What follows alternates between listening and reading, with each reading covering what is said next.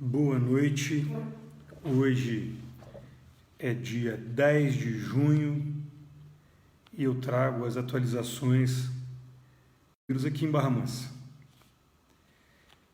Primeira atualização dos casos. Nós hoje chegamos a 832 testes, dos quais 261 foram positivos.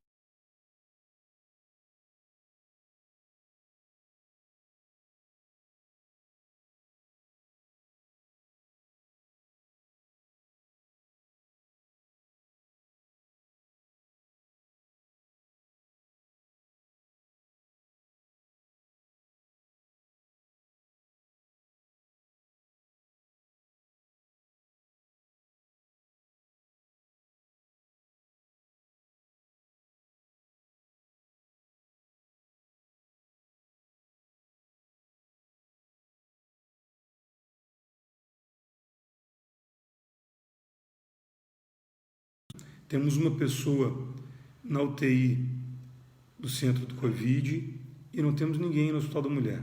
Isso representa 71% de disponibilidade de leitos de UTI. De leitos clínicos, nós temos 18 pessoas na Santa Casa, ninguém na UPA Centro, 8 no centro do Covid e ninguém no Hospital da Mulher. Totalizando 56% de disponibilidade de leitos clínicos. Nós temos 3 respiradores sendo utilizados na Santa Casa, nenhum na UPA Centro, nenhum no Centro de Triagem e Tratamento do Covid e nenhum no Hospital da Mulher. Isso representa 90% de disponibilidade dos respiradores aqui em Barra Mansa. Então nós temos um número dentro desse quadro razoável, com uma capacidade de atendermos as pessoas. Nós falamos na última live sobre aquele imbróglio jurídico que houve entre o governo do Estado e o Ministério Público, onde o município de Barra Mansa, junto com Volta Redonda e Pinheiral, se envolvem, porque nós temos aqui um acordo regional de funcionamento das cidades.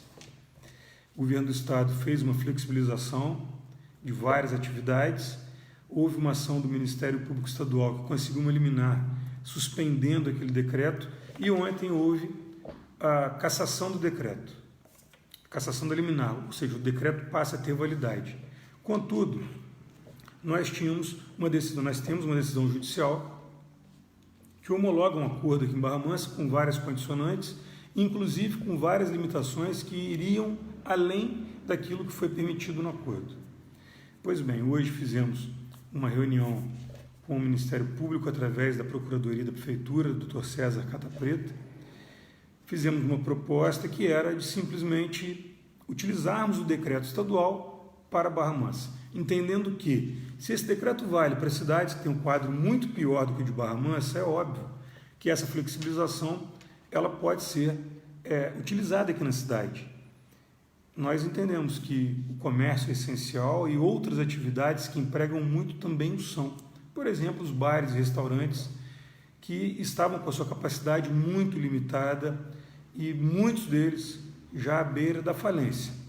São estabelecimentos, empresas que geram empregos e esses empregos alimentam famílias inteiras. Então é fundamental que nós tenhamos o funcionamento de outras atividades. Eu falei na última live também sobre a minha visão sobre feira livre.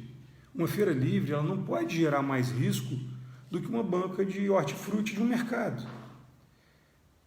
Um ambiente confinado, como é que uma feira na rua, utilizando de máscara, de álcool, as medidas adequadas, como é que essa feira vai significar um risco maior do que aquele risco que tem no mercado? Entendendo que no mercado as pessoas botam a mão nas mercadorias, as pessoas utilizam o carrinho de compras, onde várias pessoas ali manuseiam, enfim, é um ambiente confinado, então o risco seria obviamente maior. O feirante, aqui em Barra Mansa, nós nos conhecemos todos, uma cidade de médio porte, mas que tem essa característica das pessoas se conhecerem. Os feirantes daqui são pessoas que, na sua maior parte, produzem a verdura que vendem. São pessoas que vivem daquele comércio porque produzem a mercadoria. E é fundamental que funcione, até por uma isonomia, uma condição de funcionamento, de trabalho, de remuneração igual aos mercados. Pois bem, Esse decreto do governo do estado, ele voltou até a validade, nós fizemos a proposta que ele fosse homologado para o município e assim foi feito. Eu trago agora os anúncios das atividades que podem funcionar. Primeiro, o comércio continua funcionando naquela condição que nós estabelecemos de um horário diferenciado do horário bancário para evitarmos as filas, principalmente pelo grande movimento das pessoas que fazem o resgate do benefício, mas fizemos uma extensão. O comércio vai poder funcionar, isso a pedido das entidades, dos comerciantes, de meio-dia às 19, entendendo que aquele horário de 14 às 20 está ficando muito frio à noite e gera um sentimento de insegurança para quem trabalha, não o retorno para casa. Então, nós modificamos o horário. O comércio vai poder funcionar de 12 às 19 horas. Aos sábados, de 9 da manhã às 14 da tarde. Casa Bahia, Ponto Frio e Loja 100 vão poder funcionar de 7 da manhã às 13 horas. Então, ambos os negócios, eles terão 7 horas de funcionamento. Ficam autorizadas as atividades de organizações religiosas a partir do dia de amanhã. As igrejas, os templos religiosos de todos os cultos, com algum regramento. Primeiro, quem entrar e sair do templo religioso deverá fazer a sua higienização com álcool gel ou com outro preparado asséptico que está sendo utilizado no mercado e que tenha a capacidade de fazer asepsia das mãos. Esse álcool ele deve ser disponibilizado em locais estratégicos, como as entradas, as secretarias, os confessionários das igrejas que estiverem, os corredores, e também deverão manter todas as áreas ventiladas. Isso quer dizer que as igrejas que utilizam ar-condicionado devem utilizar as janelas abertas e permitindo a circulação do ar. Isso vale também para as igrejas que tenham ambientes de alimentação, sejam cantinas ou restaurantes, ou ambientes onde as pessoas se alimentem.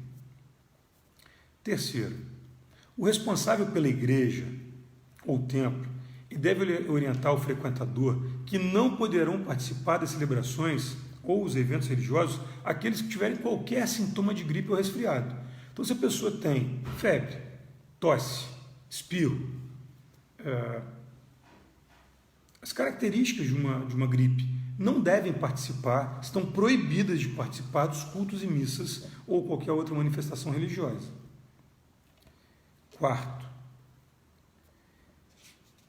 deverão ser mantidos rigorosamente os regramentos que já existem para a utilização de máscaras.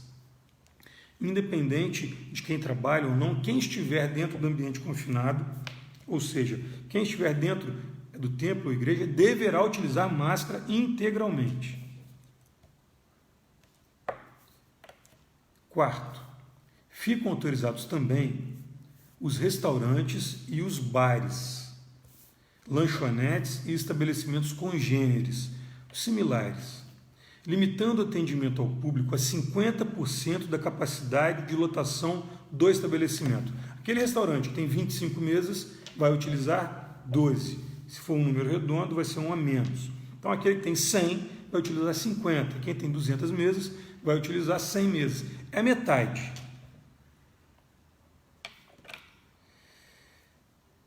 Funcionando, então, com isso, a normalidade de entrega e retirada de alimentos, podendo haver o consumo dentro desse estabelecimento. Deixando claro, todo o regramento de asepsia, disponibilização do álcool gel, uma pessoa na entrada poder fazer a limpeza das mãos, isso nos banheiros. Utilização das máscaras é óbvio, enquanto não estiverem se alimentando, acabou de se alimentar, acabou de beber, foi no banheiro, máscara, entrou na fila para pagar máscara, distanciamento de 1 metro da pessoa à sua frente. Fica autorizado também o funcionamento da feira livre, que passará a ser considerado como um serviço essencial apenas em relação às barracas que comercializam gêneros alimentícios, devendo as barracas manterem distanciamento de pelo menos 1 metro entre elas e as pessoas que estiverem consumindo também 1 metro entre elas, e deverão ser disponibilizados o álcool, o gel ou outro material para asepsia, e todo mundo utilizando máscara, tanto quem trabalha quanto quem consome. Nas ruas a regra é: saiu de casa, coloca sua máscara. Ficam também autorizados a funcionar nos finais de semana as barracas que vendem outros produtos que não os alimentícios. Então, feira de domingo, pode ter outra coisa para vender que não é alimento? Pode, desde que se obedeçam todas as regras de distanciamento e de utilização das máscaras e dos EPIs necessários. 7º, toda e qualquer possibilidade de funcionamento dos estabelecimentos todos, ora regulados, mantém-se condicionada à análise evolutiva das contaminações e da disponibilidade de leitos, conforme o acordo que nós fizemos com o Ministério Público. Entendamos isso. Todo mundo tem que usar máscara. Se não utilizar máscara, sua barraca de feira vai ser fechada, a igreja vai ter que ser fechada, o estabelecimento comercial vai ser fechado, o restaurante, o bar, enfim, todos devem utilizar máscara, todos devem disponibilizar o álcool para fazer a asepsia dos seus clientes, dos seus funcionários, de todos, enfim. Então, quem não seguir essa regra, isso é uma das condições para nós termos o funcionamento. Quem não seguir a regra vai ser fechado, vai ser multado. Nós fomos já alertados pelo Ministério Público que a fiscalização ela deve ser ainda mais rígida do que tem sido. Então, nós nos deparamos ao longo dessa semana passada, com uma loja, por exemplo, que ela estava funcionando de manhã, de porta fechada, onde o fiscal entrou e lá dentro estava lotado de gente. Esse tipo de coisa não vai ser admitida. O estabelecimento será multado e será lacrado. Então, essa tentativa de burlar a regra coloca em risco a todos, mas fará também com que o estabelecimento seja penalizado.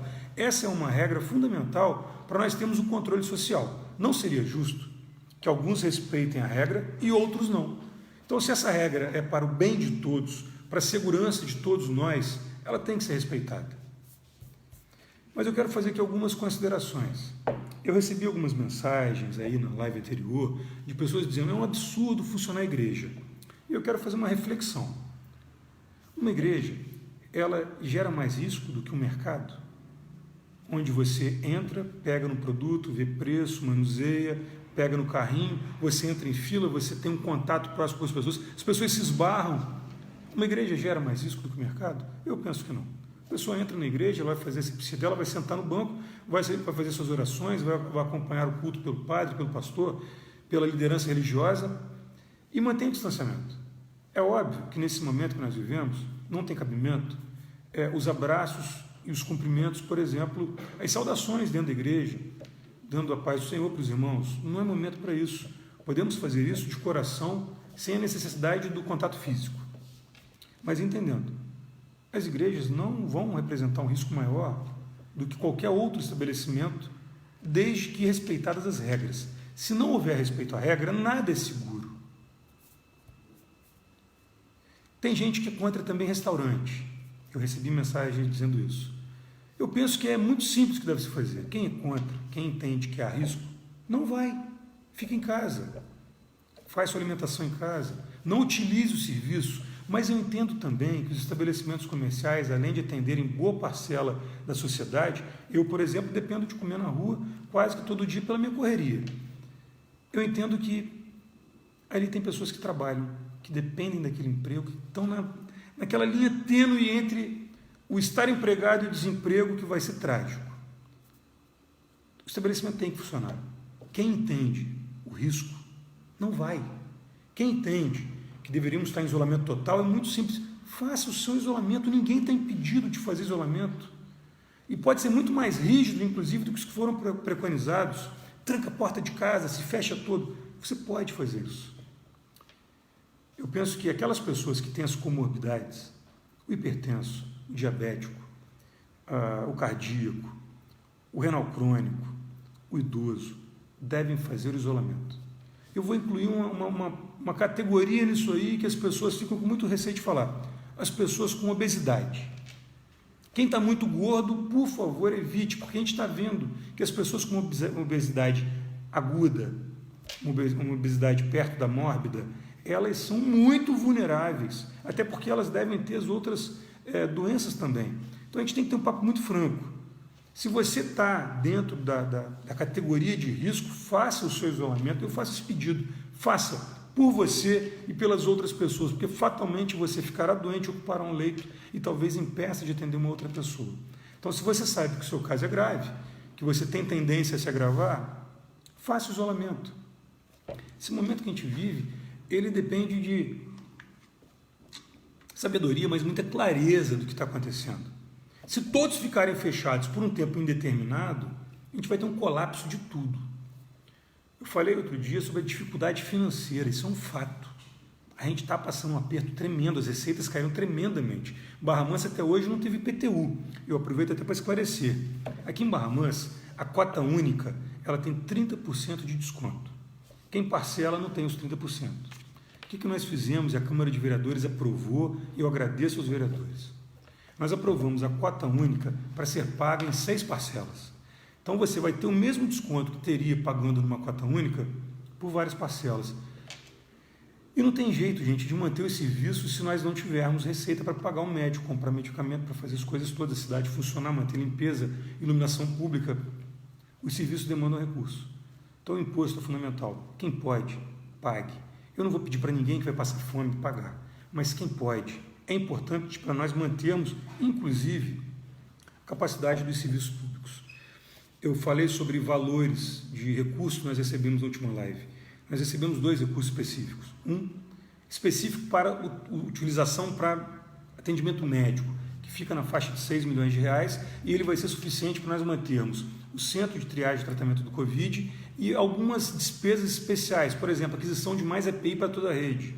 EPI é máscara, luva, capote, aquela máscara, enfim. Esse recurso vai ser suficiente para isso. Eu vejo municípios que estão gastando aí com o hospital de campanha 2 milhões de reais por mês. A nossa UPA, ela custa ali na casa de 600 mil mês. Só que existem serviços agregados, transporte de paciente, o SAD que está fazendo, o SAD é o Serviço de Atendimento Domiciliar. Nós ampliamos o SAD para fazermos visitas nos suspeitos. Isso tudo gera despesa. Então essa despesa, esses 6 milhões que vieram, é para isso.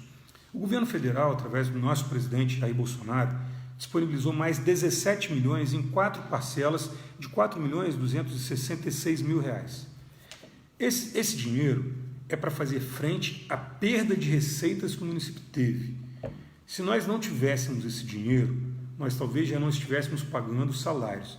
A primeira parcela que nós recebemos foi no dia de ontem. Então esse recurso, esse mês, vai nos ajudar muito a fazer folha. E uma parte dele vai ser utilizado para outros serviços sociais, por exemplo, aquisição de cestas básicas, por exemplo, o nosso centro de tratamento, de acolhimento dos moradores em situação de rua. Então essas despesas estão sendo feitas com esse recurso. Mas temos que deixar claro, foram 6 milhões aproximadamente que veio especificamente para tratar o Covid e mais 17 milhões que vieram para fazer essa compensação das perdas. Isso vai dar 23 milhões. A projeção de perda para esse ano é de 45 a 50. Então nós ainda temos um déficit de quase 25 milhões, 25 milhões de reais esse ano para poder manter a cidade funcionando com toda a precariedade que nós já tínhamos do ponto de vista financeiro.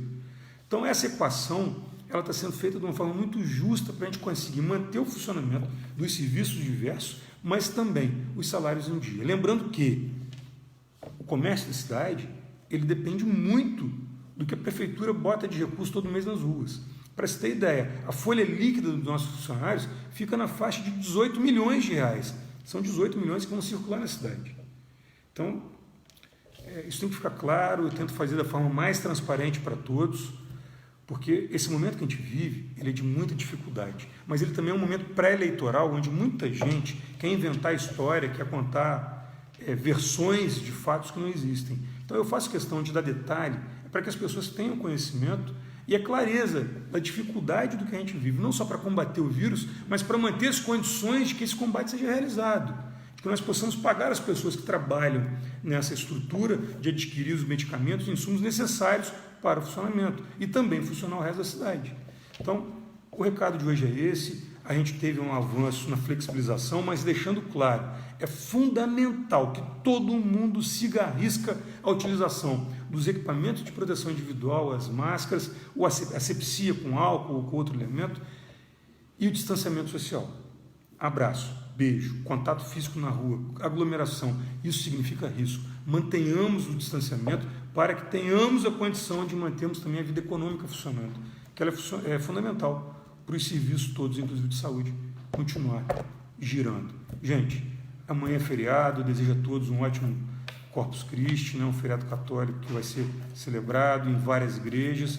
Peço muita clareza, discernimento, que não se façam aglomerações nas igrejas amanhã, apesar do feriado. Depois nós teremos o feriado de Santo Antônio no sábado. E é fundamental que todos tenham a clareza, o comprometimento consigo e com o próximo, de fazer aquilo que está sendo preconizado como necessário e essencial para a preservação da saúde e das nossas vidas. No mais, as coisas estão fluindo bem, está dando certo, e a gente vai continuar trabalhando muito para continuar avançando. Valeu, um abraço a todos, uma ótima noite aí. Fique com Deus.